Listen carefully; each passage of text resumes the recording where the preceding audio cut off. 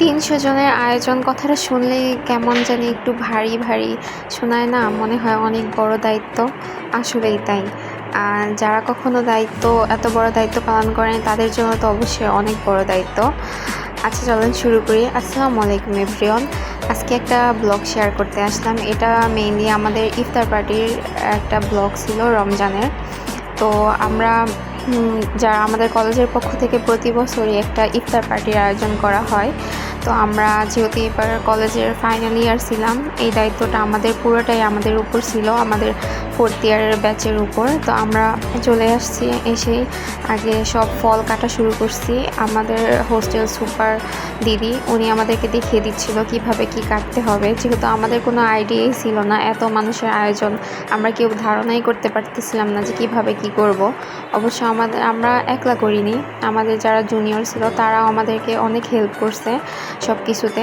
আমরা ইফতারের পাশাপাশি এখানে বিরিয়ানিরও ব্যবস্থা করছিলাম, যাতে ইফতার করার ভারী কিছু খাওয়া যায়। এই জন্য আমরা বিরিয়ানির ব্যবস্থাটাও করছি ইফতারের পাশাপাশি।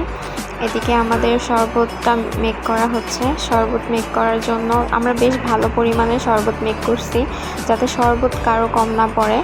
এখানে শরবতে আমরা ইসবগুলের ভুসি, তোকমা, ফ্রুটের জুস 6 লিটার দিছি। জুসটা দেওয়ার কারণ হলো আমরা চাচ্ছিলাম যে শরবতে একটু অন্যরকম ফ্রুটি ফ্লেভার আসে, সেই জন্য আমরা শরবতে জুস ইউজ করছি। শরবতটা ভালোভাবে গুলানো হচ্ছিল, আর পাশাপাশি আমরা যে সালাদ এবং ফ্রুটসগুলো কাটছি ওইগুলো রাখা হয়েছিল।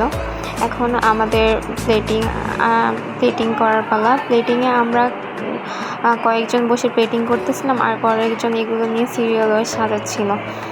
প্লেটিংয়ে আমরা মেইনলি ফ্রুটস দেওয়ার দায়িত্বে কয়েকজন ছিলাম, এবং কয়েকজন বেগুনি, পেঁয়াজু, তারপর যে জিলাপি ছিল, ভাজি পুরি ছিল, সেগুলো দিচ্ছিল, যাতে সব কিছু সিরিয়াল ওয়াইজ হয়, কোনো ঝামেলা যাতে না হয়।